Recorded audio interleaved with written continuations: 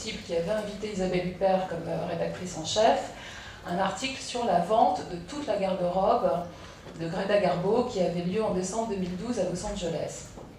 Pour faire cet article, j'ai interviewé par téléphone le petit-neveu de Greta Garbo. Elle n'a pas eu d'enfant, donc c'était ses petits-neveux qui héritaient de tout, de son appartement, de ses millions, et donc de sa garde-robe qui était énorme, et pour savoir pourquoi il la mettait en vente aujourd'hui. Et puis, j'ai commencé à me rendre compte, il était à San Francisco, moi par an, sur le téléphone, j'ai commencé à me rendre compte qu'en fait, en parlant de certaines pièces de la garde-robe d'une femme, et surtout de Garbo, donc là en l'occurrence, on pouvait reconstituer sa vie. C'est-à-dire il y avait des zones secrètes, parce que c'est quand même la star, voire une icône la plus secrète de l'histoire du cinéma, qui a arrêté le cinéma en claquant la porte de Hollywood, et une des rares qui a claqué la porte de Hollywood, et qui est restée, bon ça c'est plus complexe que ça, mais disons recluse dans son appartement new-yorkais pendant ensuite 50 ans.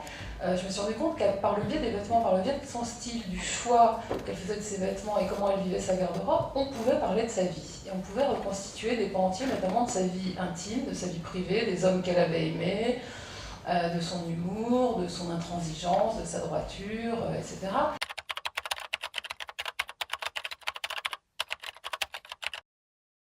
Elle achetait des centaines et des centaines et des centaines et des centaines de robes, elle n'en portait aucune, elle ne s'habillait que dans des vêtements masculins.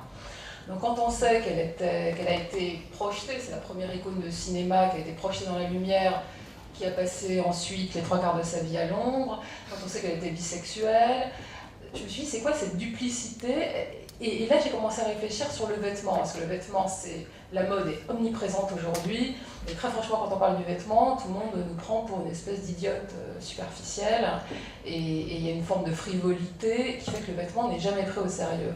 Et tout d'un coup je me suis dit, mais peut-être que c'est pas si frivole que ça le vêtement, c'est quand même une seconde peau, c'est ce qui nous représente au monde, et pourquoi est-ce que Garbo avait ce truc de dingue d'acheter autant de vêtements sans les porter? Là, je me suis dit, est-ce qu'elle cherchait à se travestir? Est-ce qu'au fond, toute personne qui s'habille, c'est une forme de travestissement pour donner une image de soi qui n'est pas la vraie? Est-ce que c'est essayer de correspondre à soi, à la personnalité qu'on a? Est-ce que c'est essayer de grimper les échelons sociaux, de se présenter socialement comme le milieu dans lequel on évolue attend qu'on soit? Et forcément, la focale s'est tournée vers moi. Et j'ai commencé à me demander, mais pourquoi est-ce que je m'habille tout le temps en noir? Pourquoi est-ce que moi aussi je m'achète des vêtements que je ne porte pas?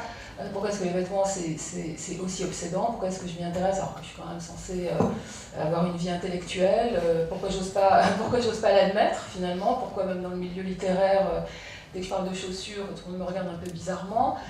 Non vraiment,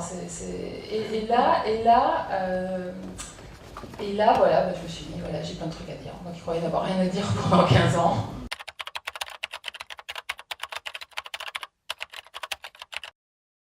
Je me suis dit que j'allais l'écrire comme j'écris en fait des articles, c'est-à-dire comme une suite de fragments. Finalement, ça fait 15 ans que j'écris. Et si cette forme-là d'écriture me convient, c'est-à-dire un article par semaine, 3000 signes ou 500 ou 5000 signes par semaine me convient, c'est que c'est ma structure d'écriture. Et finalement, je crois que le livre, on en parlait avec Olivier et Christophe, je crois que c'est pas un hasard aussi si je l'ai écrit comme ça, mais ça c'est la vérité que je savais que m'a révélé le livre. Au fond, je l'ai écrit comme des morceaux de vêtements, de tissu, des cols, des bustes, des jupes qui commencent à prendre, qui s'élèvent, voilà, qui se cousent entre eux, qui se coupent entre eux, qui prennent forme. Donc voilà.